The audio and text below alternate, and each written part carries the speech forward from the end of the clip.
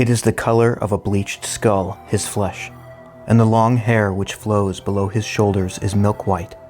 From the tapering, beautiful head stare two slanting eyes, crimson and moody, and from the loose sleeves of his yellow gown emerge two slender hands, also the color of bone, resting on each arm of a seat which has been carved from a single, massive ruby. Have you ever wished you could be inspired to read again? Maybe you're an avid reader and some modern books have all blended together. Or maybe you're like me and you went years through school where your energy and love for reading was nearly killed. If this sounds like you, then you need to check out the series I'm going to share with you today. And if you're a writer, then stick around to the end of this video where I'll share tips on what makes the main character one of the best hidden gems in fantasy. Greetings all, my name is Tom Laspisa and I'm the author of the Elric Saga, and welcome to Mythmaker. It's a sword and sorcery day, so the Manila Road shirt is on. Throughout my school years and college, I just didn't have time to read anything that wasn't school material anymore. However, I always loved fantasy, and after I graduated, I felt like I missed out on all the books I would have loved reading. I don't remember exactly where the inspiration came from, but I suspect it was from seeing Cirith Ungol's album covers by Michael Whelan. Regardless, I found my way through the rabbit hole to the classic and criminally unaddressed series of the Elric Saga by Michael Moorcock. The version of the saga I have covers several novellas in a very loose chronological order, as they were written episodically to begin with. The core stories include Elric of Melnibone, The Sailor on the Seas of Fate, The Weird of the White Wolf, The Vanishing Tower, The Bane of the Black Sword, and Stormbringer. If you've never read Moorcock before, he's one of the most creative and influential fantasy authors ever, and he's directly responsible for either coining or popularizing fantasy tropes throughout media. For example, the Eternal Champion as a cosmic hero appearing across different times, spaces, and realities. The idea of the multiverse. The concept of law versus chaos, which directly inspired the D&D alignment system. Cursed and sapient weapons. And though he wasn't the first to do this, he popularized the use of the brooding and tragic antihero. I'll admit that Moorcock is not the most consistent writer as far as his prose is concerned. Sometimes, though, it can hit you like a truck and really warp you to another dimension. All in all, his strength as an author comes from his prolific imagination, and the greatest moments in the Elric Saga are found in high-action, mind-bending, cosmic depictions of the world and the hard choices and consequences that follow Elric everywhere he goes. At the heart of the Elric Saga is Elric of Melnibone, the sickly albino emperor of a dying people. Melnibone is an ancient and decadent kingdom that has ruled over the world for millennia, and they are a culture of cruelty and hedonism. However, as they became so powerful with their magical abilities, dragon taming, and conquest, they grew complacent and sought only the pleasure of dreams and hallucinations via drugs and sorcery. This self-indulgent lifestyle is at its peak in the grand city of Imrir, called the Dreaming City. In literal stark contrast to the strength of his people, Elric himself is frail and sickly. He relies on drugs and sorcery to survive, and without them he would barely be able to move from his bed. But more importantly, he's a budding philosopher and questions the traditions of his people as the young kingdoms of mankind have begun to spring up in the apathetic absence of the Melnibonéans, and that makes him dangerous to his kind. When we first meet Elric in Elric of Melnibone, he's sitting on the ruby throne, burdened with the responsibility of his crown, yet detached from the empire he rules.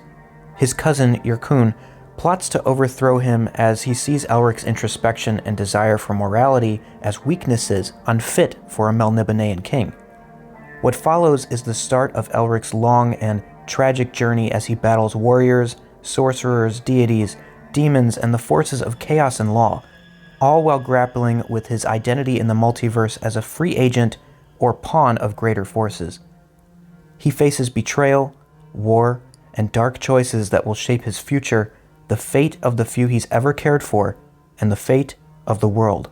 But what sets Elric apart from a myriad of other great fantasy characters, and what allows him to have any physical power at all, is his relationship with Stormbringer, a cursed black sword that grants him immense power at an unforgivable cost. Stormbringer is a true agent of chaos, a living, sapient blade that feeds on the souls of those it kills and grants Elric strength. But because the sword has a will of its own, it often relishes in tasting the death of Elric's friends. He hates the sword, but he's bound to it, unable to resist its influence. This constant struggle to do good, despite being tied to a cultural upbringing of malice and a weapon that brings ruin, is the cornerstone of Elric's intrigue as a character, and this makes him the quintessential antihero of classic fantasy. An antihero is a fascinating character type because it flips the heroic archetype on its head. Unlike the paragons of virtue that you find in traditional heroes, an antihero is someone thrust into a heroic role, but weighed down by deep flaws, moral failings, or traits that aren't traditionally heroic.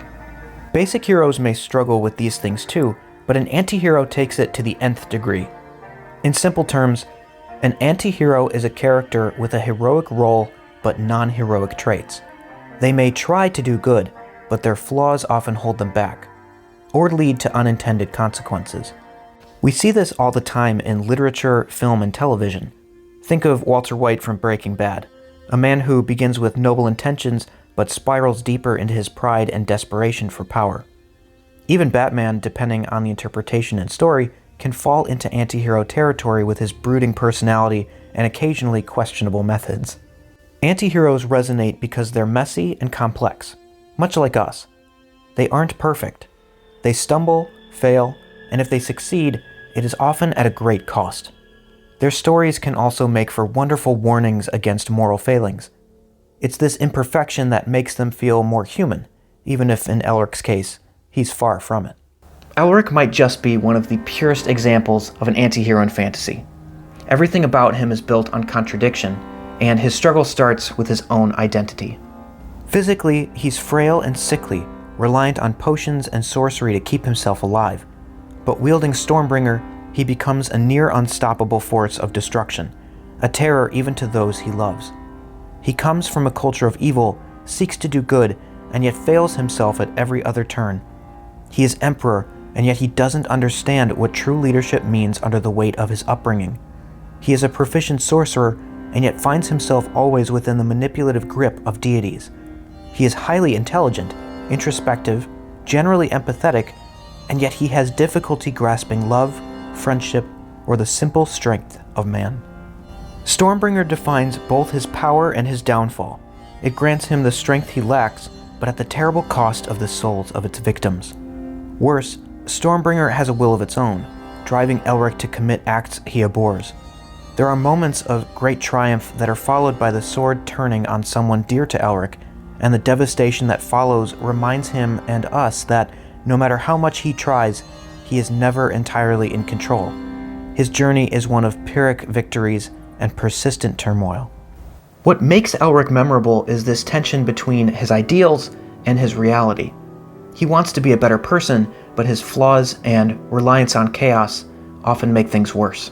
He's a hero trapped in the skin of a villain, wielding a sword that ensures he is stuck in the cycle of tragedy. And through it all, we can't look away, because watching him try, fail, and try again is just too exciting.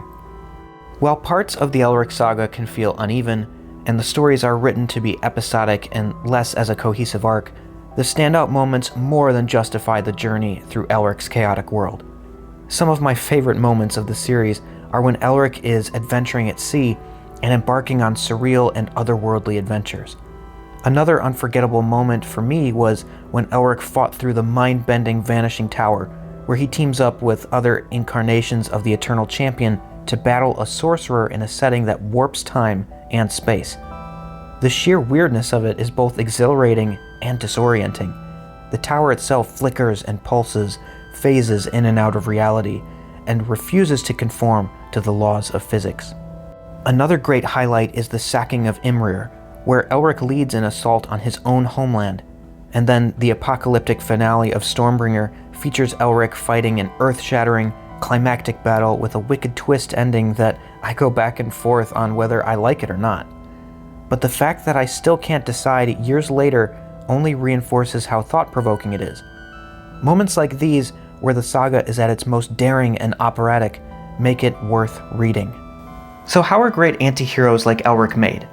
Essentially, writing an antihero can be boiled down to a few key points. Deep motivations, often rooted in properly moral intentions, moral failures in pursuit of goals due to selfishness and/or cynicism, and internal and external conflict due to their questionable means in pursuit of a virtuous end. As a bonus, some of the best antiheroes face considerable change and may move towards either true good or true evil by the end of their arc. Antiheroes can also end up with the best and most popular redemption arcs. Here's the basic formula. Create a character with a core desire that fuels their moral motivation. This can be a desire to be loved, to protect loved ones, to enact justice, etc. Then, give your character a good quality that helps them pursue goals to fulfill that core desire. This can be courage, determination, etc. Then, extend that virtue to create the character's greatest flaw. Courage could become foolhardiness, determination could become stubbornness or obsession. Then, create conflict scenarios where your character must face their own flaws as they dance between virtue and vice to solve their problems, slowly growing in one direction or the other.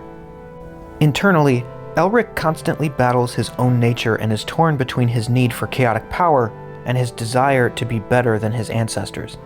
Externally, this manifests in the mistrust and fear he inspires in others, and the death he delivers to many. And at the same time, the end of the Stormbringer novel sees Elric at his moral greatest in acts of heroism and final conviction to stand for what he believes to be right. You can't help but hope for his triumph, which is why Stormbringer is widely regarded as one of the best, if not the best, Elric stories. And it's all part of a wild journey that brought me out of mundane fiction and back into my imagination, where the freedom to read, tell, and live great stories could flourish and grow. This is the kind of story I set out to create, a mythic tale of courage, cosmic forces, and the struggle of sacrificial heroism in the face of terrible odds. If you're looking for a story that may reignite your flame of wonder and pull you into a new world, then I invite you to step into the pages of my own book, the Elric Saga. Here, a simple temple guard struggles against monsters, ghosts, sorcery, and his own blind love to rescue his fiancée. But not everything may end as you think. Link is in the description. If you'd like to dive into another sword and sorcery classic, then check out my video on Red Nails, which is up on screen now. And until next time, Godspeed, and happy writing.